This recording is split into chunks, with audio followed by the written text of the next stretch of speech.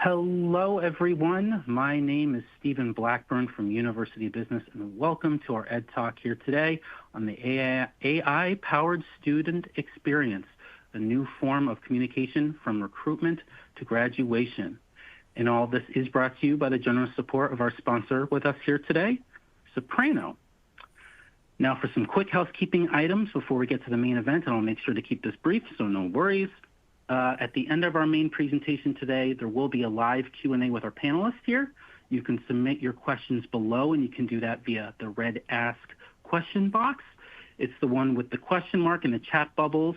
And again, you can do that from now until the end of the event. After the live Q&A, post-event survey will launch on your screen automatically. So one of the things we ask is to please stay on until the very end so you can take part. That said, if you do need to jump off early for whatever reason, you can access the survey also at the bottom of your screen, the pink button there. You can also safely download some resources that are related to today's event, and you can do that via another button at the bottom of your screen, the blue box there with the paperclip. And lastly, you'll be pleased to know that everyone who is here today and everyone who registered, all of you will receive an email tomorrow from us at UB, and that email, it will include a link to the slides as well as the on-demand video. So look out for that in your inboxes. And now I'm pleased to introduce our featured speaker, Andrew Fry. Andrew is the Senior Vice President of Strategic Partnerships and Product Marketing at Soprano Design, where he works closely with global universities to help transform student communication strategies.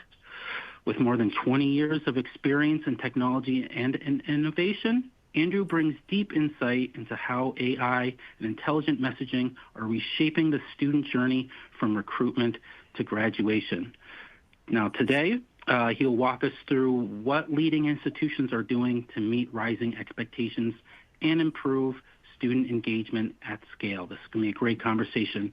Andrew, over to you.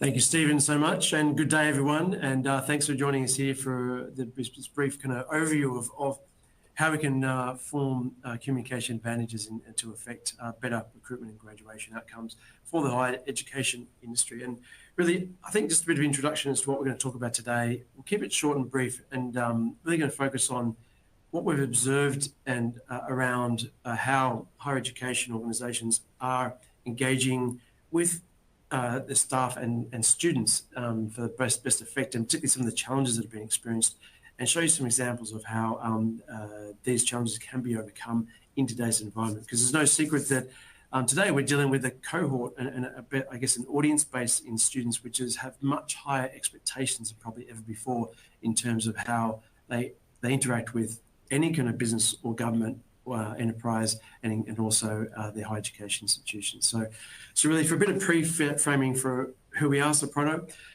Group is a global communications as a service organization. We automate communications and digital experiences for many industries.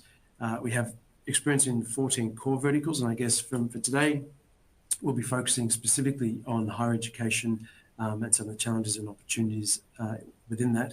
We've got a few examples here of the organisations we work with locally and internationally. I mean, just for more perspective, we operate 32 billion interactions globally for enterprises and government around the world, North America, LATAM, Europe, and Asia Pacific. And within that, we're serving 4,500 enterprise and government organisations to affect those communication outcomes. And I guess one thing we've discovered in kind of generating some of these insights we'll share with you today is whether it's United States Postal Service or it's McDonald's or it's the National Health Service or it's Microsoft, or whether it's a university.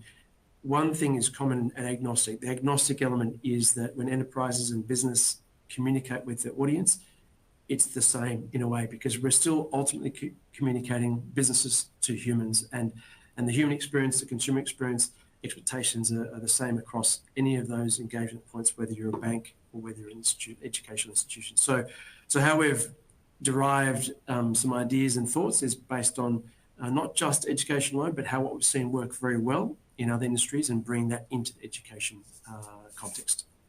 So with that kind of pre-frame, let's get into it. And I guess to start with, there's lots of third-party research and data and insights we've developed ourselves around education. But I think the thing that stands out for me most is this statement here, which is 65% of students consider themselves a customer of their institution. And I think that's a really important point to start with in terms of expectation management.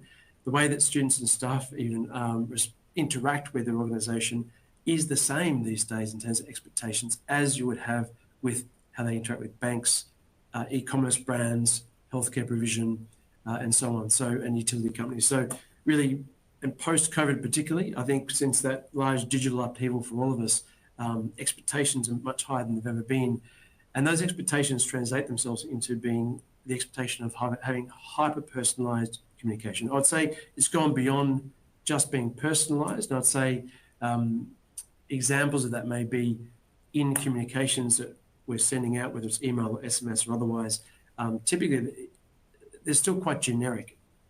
A level of personalisation can be putting a first name in that communication. Now, that sounds simple and a bit silly, but just addressing someone by their first name is already a big step towards personalisation. And actually, we see get 6 times more cut through just by addressing someone by their first name. Now, we need to go beyond that because expectations have moved on again since then. Hyper-personalisation is providing information we already know about the student as part of the communication experience so that they can more effectively engage with and get the job done from what the intent of that communication is. Now, in terms of the word seamless, I mean, really we're talking about a frictionless experience so that it's more about less clicks and more outcomes and not actually asking for information, but asking for decisions and being timely in that information delivery and engagement, and naturally being accurate, not serving information which is not relevant to that student. I've got a bit of an insight from my own daughter. My daughter is 19 years old, has started university this year, and for her own experience, as an example, she described her onboarding experience with her university in Australia as having moments of panic. And I think that's interesting because, and those were around 2 simple things. One was around O-week communications, receiving generic emails about the schedule and the timing about O-week. And having already registered, she was continuing to receive communication saying, you haven't registered, because it was generic email, wasn't personalised, wasn't targeted, causing panic. And as someone entering the university world for the first time, leaving secondary into tertiary, that's a bit of a daunting experience. Those experiences create friction and anxiety unnecessarily. Secondly, we was also receiving communications around student loans that were due to be, university fees due to be paid, but had already been handled via loan mechanisms. So these are simple examples I can certainly relate to as a parent about how the experience can be better with some very simple steps. So with that kind of context, let's also drill into some more tangible items that require focus. And I guess a few of these are based on third-party data sourcing, which is that, the 95% of tuition revenue impact tuition revenue impact can be affected by students having a perception of higher tuition costs than they actually have or are quoted on. So the lack of clarity or the confusion that can be around how much is my course going to be, naturally, like 95% is an enormous metric that third-party research is showing that is a major problem. Almost everybody overestimates the tuition costs, and while we're talking about that in the context of communications, because the data often is actually okay, but the delivery of that in a way that's easy to consume and ask questions of and seek clarifications is actually often the issue that's driving that confusion. The fact that 60% of students say that they would abandon an application process if the communications were unclear or unresponsive. Also, a somewhat low-hanging fruit item to solve. And I know from many institutions in North America particularly, I think the process I've seen is actually quite good, where there's stage gating, there's save and return mechanisms during an application process. I would say that we observe the proactive outreach if someone hasn't completed an application isn't as common and could be. And I think allowing people to come back and be specific about the information that may be missing and where to go get it to complete an application is also an element that would improve application completion rates in our observation. In terms of dropouts, another third-party bit of research has described that 40% of students who have dropped out of a course have cited administrative communication and lack of support as key reasons for the dropout. Now, that's probably a big thing to say that's largely on communication. I would say that that kind of question tends to relate to the ease of access to support, the timeliness of access, maybe the language accessibility, and that's really important. That support may be something to do with mental health or other kind of anxiety or campus issues. Could be just pure administration and stress, but it's about those services generally available, but how accessible are they at the time that they are needed is really the point on that one. And the last point there is around 86% of prospective students saying they wouldn't consider a school if the website was difficult to navigate. Now, I think that's really about digital experience, and I think goes well beyond just what the website's about. But I guess generally, when students are evaluating the organisation that's going to take them on a learning journey for the next couple of years, unavoidably they're looking at the experience, the digital experience, how modern is that institution in how they interact with you, because many industries, whether it's technology industry or not, are digitally enabled these days. So I think it's a perception setting exercise as part of the entry into the university experience. And I'd say generally, institutions with high digital engagement, we've seen are 2.5 times more likely to see enrollment growth year on year from our observations. So that's probably enough on that, but there's certainly plenty of evidence to suggest that we can make material impacts to the success of higher education organisations by addressing some of these key points. Now, the good news is there are ways to address some of these experiences, the digital experiences for the student base. Now, what I've done here is super simplified the pre-enrollment and post-enrollment flow, if you like, in terms of a student journey throughout the life of their time at the university. Now, again, super simplified, but it's just trying to distill where we see the most common points of entry are for starting on an enhanced digital experience journey for students. Often it starts with the pre-enrollment and registration process. So left to right, you can read these as we go. I won't go through all of them, but it's about making it easy to get clarity, for example, around my cost of my tuition, enrollment in classes, enrollment in O-Week, seeking and get clarification and achieving financial aid at the right time. All these are quite daunting and complex processes on the outside, but once the student is in the process, can be actually quite smooth. What we observe is that many higher education organisations naturally have decent one-way outbound communications mechanisms, often a lot of email, often a lot of texting. As a first starting point, making those engagements two-way is a foundation point, allowing someone to respond, ask a question, and engage in the communication that's being sent. Now, that already presents the first problem, because if you're sending lots of emails out, for example, and it's two-way, then you've got lots of emails coming back, and you typically need someone to handle that with lots of humans or otherwise some automation. Now, we can apply AI to that automation, or we can apply logic, non-AI based answers to that automation. Where I've got these little AI bubbles here is that we've got examples where we've already deployed an AI-enabled interaction vehicle across any available channel that communication is going out. So that you can know that if you've got pain points or it could be improved in some of these areas, there's already proven pre-deployed areas that we can actually enhance that digital experience. And I'll show you some examples in a moment of what we mean by how we can do this. Now, you may also be thinking, look, this all looks a bit too simplified and it's tricky because different parts of the university administration perform these different communications functions. And we certainly see that as well. So we recommend taking a focus on maybe one particular area and making that as best as it can be as a starting point, knowing full well that every other area of the student journey can be facilitated and connected. So we move beyond the silo departmental communication elements, but you can start with a department and then you can start to string them together into a genuine flow. It's technologically available and easy, and it can start sometimes as simple as bringing a spreadsheet. So not having to have the heaviness of maybe, or the daunting prospect of having lots of internal IT systems, heavy integrations. We often start with just bring the data you have. We facilitate the process flow and apply elements of AI to it as appropriate.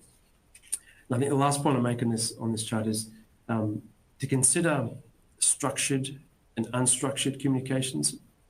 Structured communications I describe as you're sending information and maybe asking for a response which is left or right, red and green.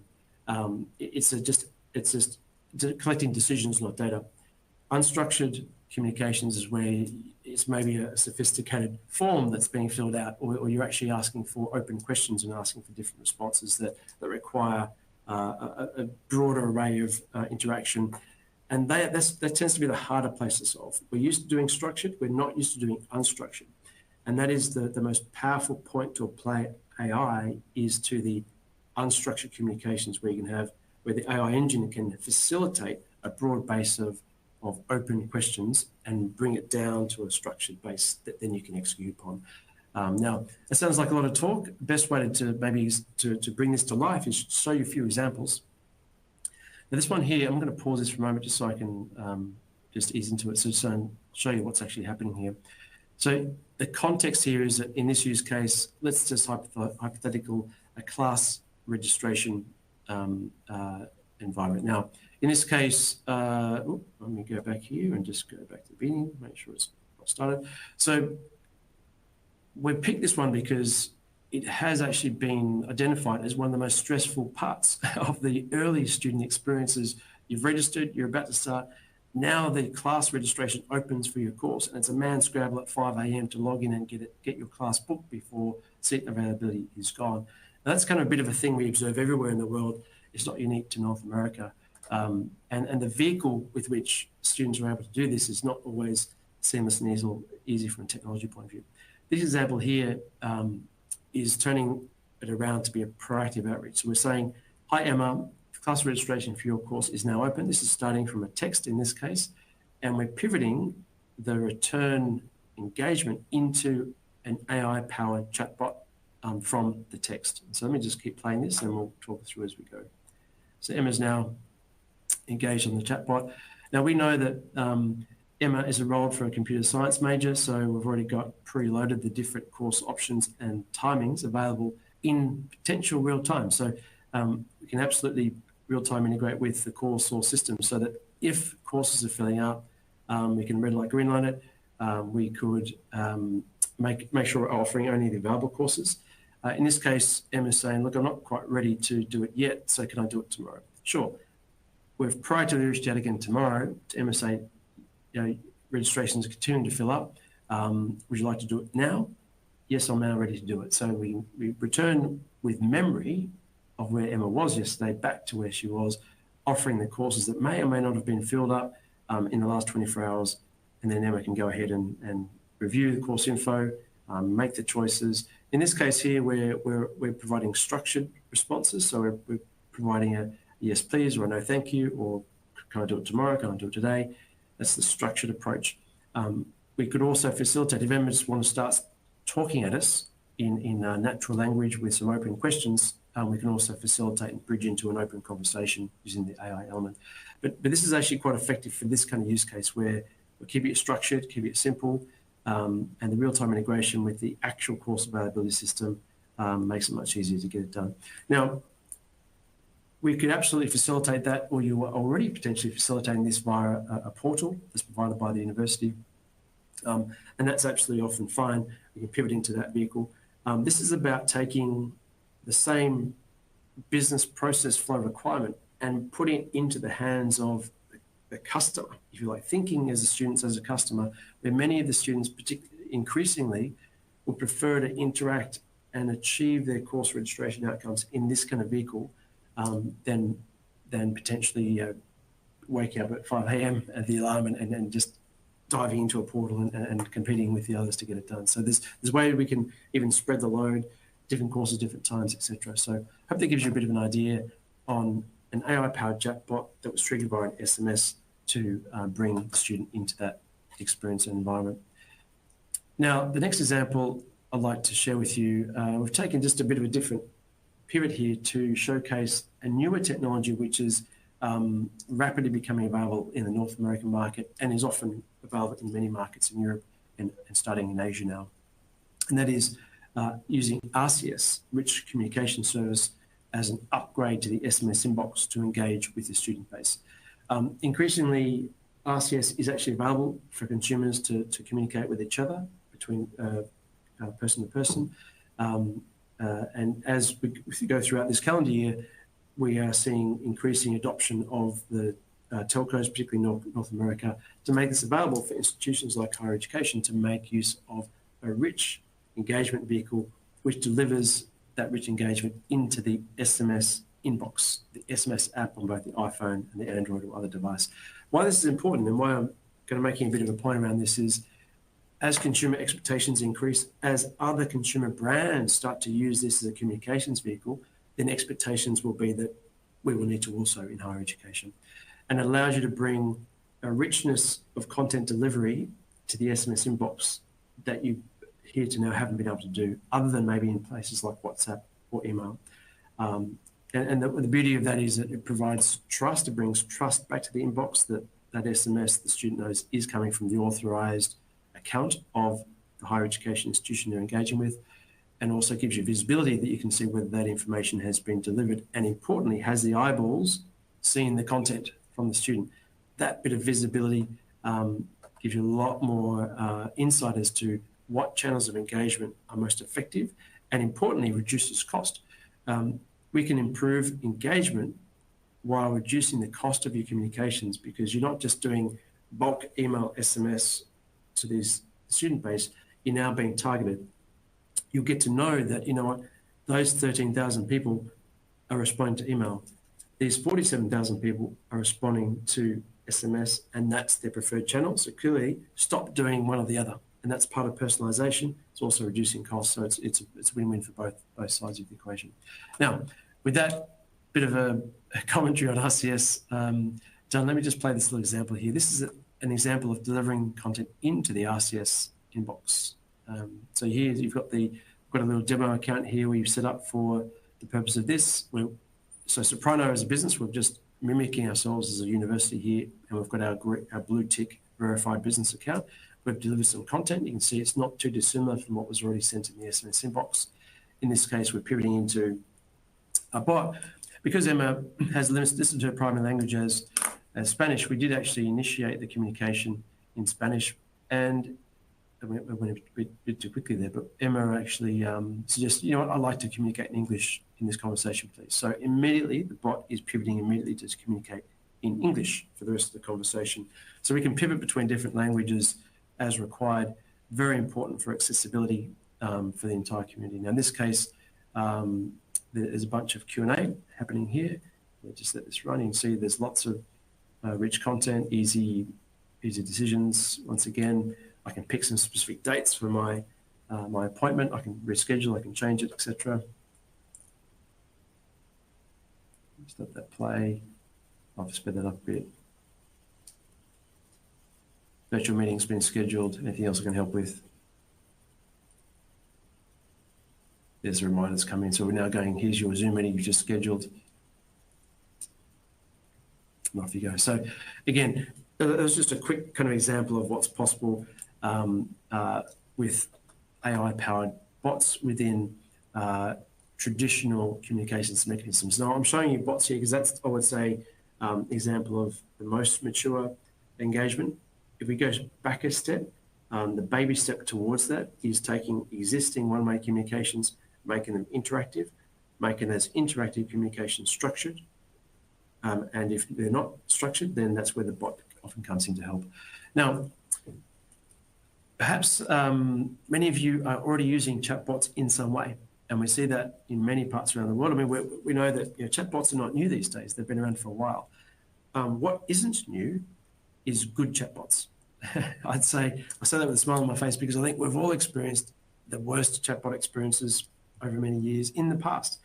And those times where we've experienced a chatbot, it answered 3 questions and there's dropped us out back to a human or back to an unresponsive kind of website experience, was because that was a decision tree type bot, a rigid static chatbot that has not been AI enabled.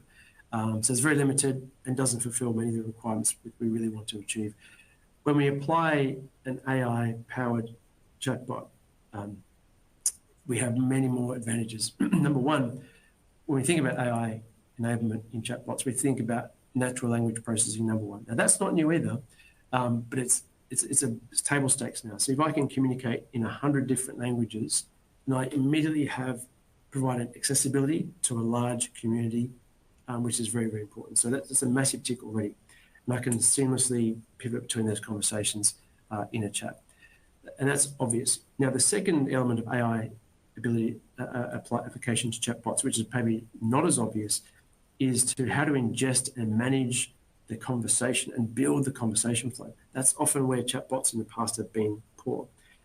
Well, now we can parameterize and fence the data that we feed the chatbot with. So I can bring my PDFs, my websites, my content, and I can upload it and have the AI engine consume it to create immediately the conversation answers, so that the lift from the institution is much lower. The preparation deployment of these bots is days, not months. So if you like what you've seen in terms of the art of the possible is not that far away, because AI is not just about language processing.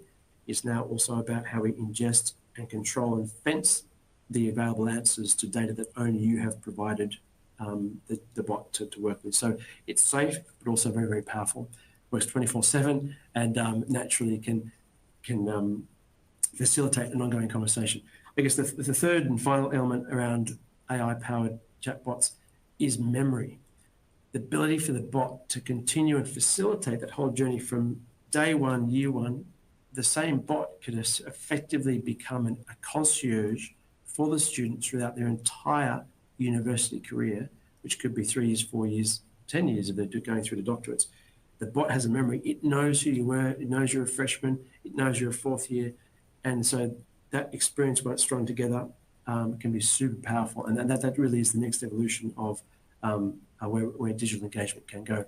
And it's not impossible. We've already deployed exactly that kind of service in the National Healthcare Service in the United Kingdom, for example, for healthcare concierge. In this case, we're talking about higher education student concierge service as a concept.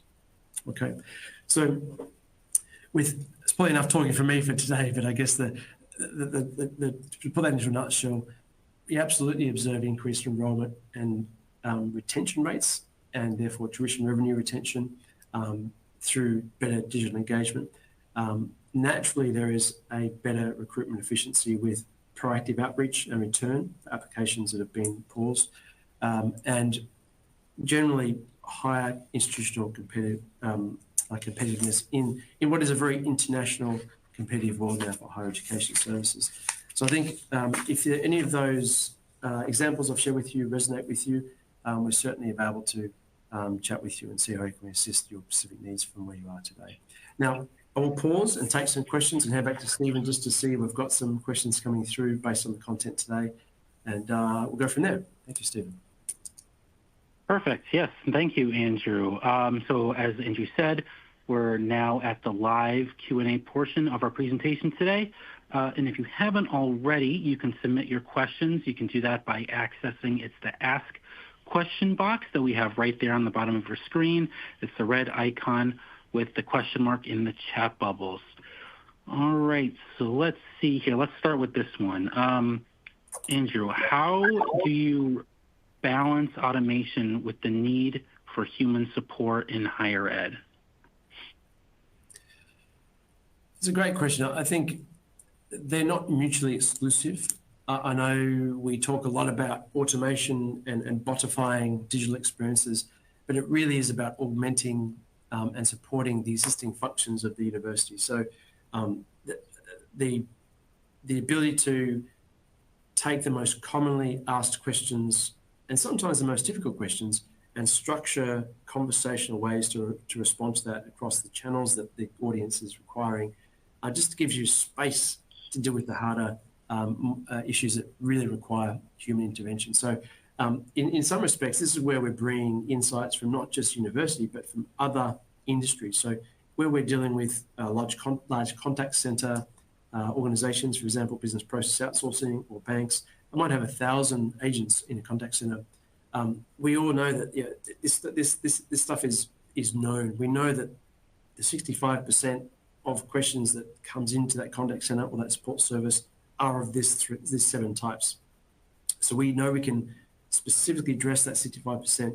So the other 35% is actually providing a higher quality of service to a much more difficult situation or scenario, which it just provides an ability to provide better human care for those requests.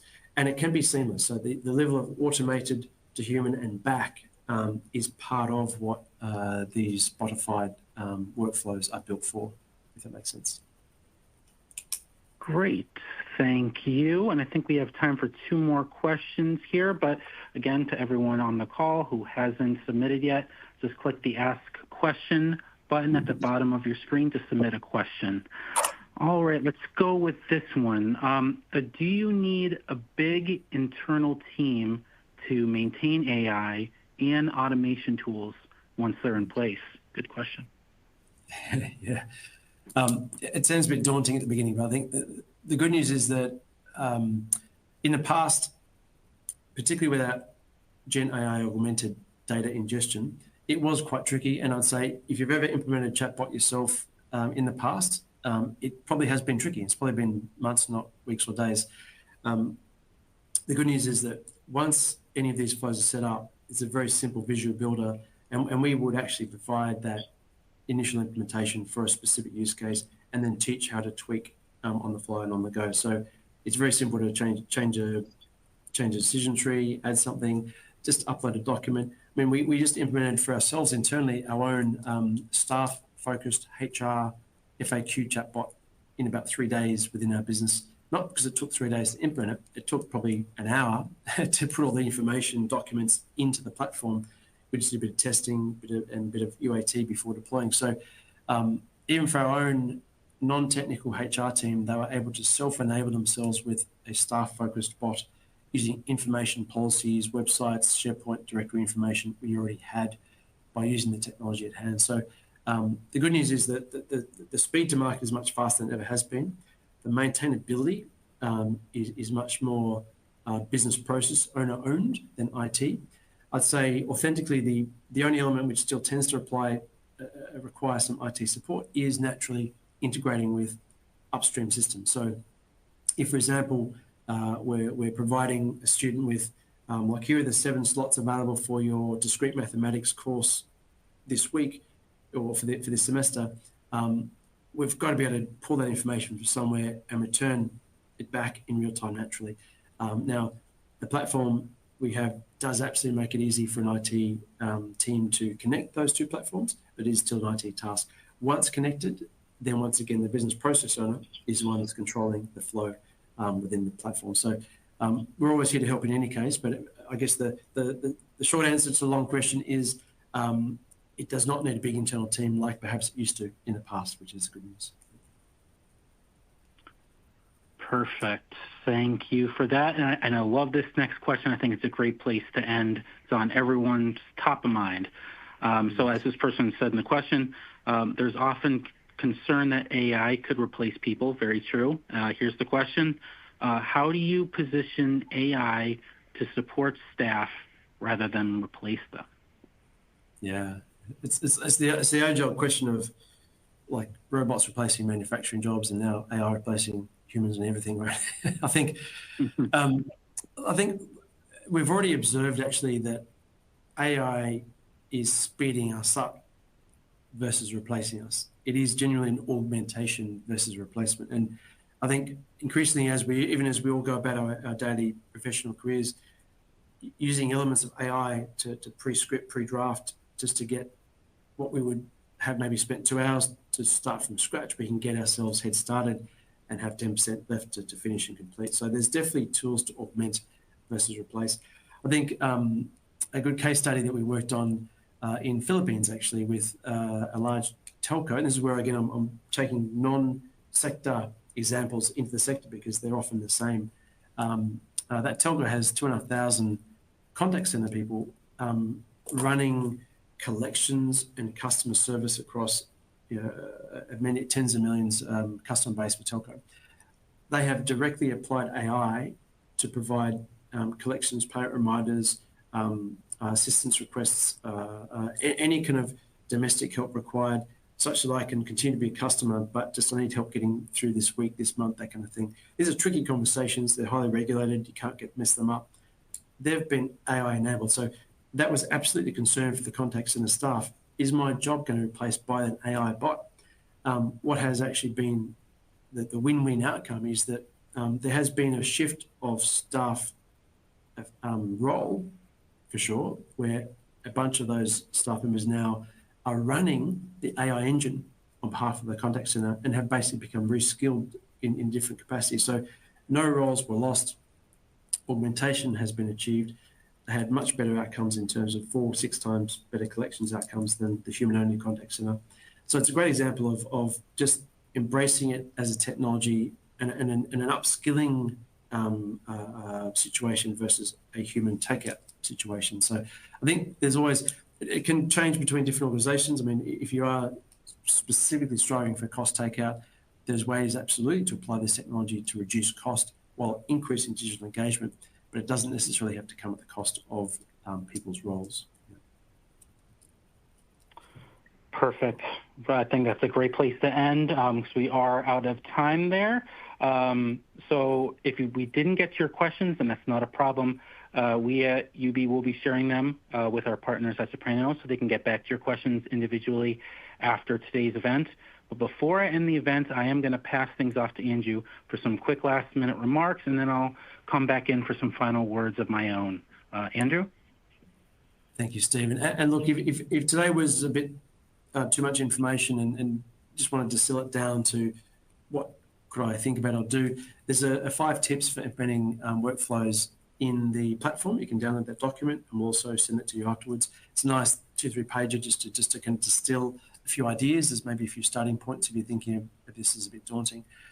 Equally, if you'd like to discuss a specific use case, a specific concern, you can scan the QR code there and one of our specialists can certainly, and potentially myself, I'd love to also assist and discover just what you're dealing with and see how, if there's a way that we can be of assistance for you in your current environment and scenario. So please don't be shy. As a minimum, check out the 5 tips, super useful and nice and simple for you to consume as a takeaway. But thank you very much for your participation and attendance today. I appreciate you joining in. Thank you, Stephen. Perfect. Yes, thank you. And as I go through my closing remarks in just a few moments, to everyone in the audience, feel free to start the post-event survey as I go through those remarks. And you can do that by clicking on the pink box at the bottom of your screen. But first off, I just want to thank you again to Andrew for your time here today, talking on this topic, which is very important to our listeners and viewers here. And of course, I want to give a shout out and thank you to Soprano. And I'd like to take a minute just to thank you, our audience, for joining us here today as well.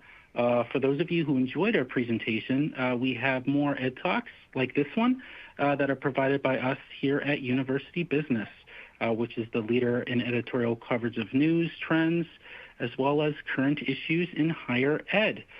Last thing, if you would like to watch this presentation again, or for those of you who believe what you heard would be helpful to your colleagues back at your campus, and I'm sure that's very much the case, you'll be pleased to know that our team at UB, we will be sending you an email later tomorrow, and that email, it will include an on-demand recording of this presentation, as well as a link to the slides.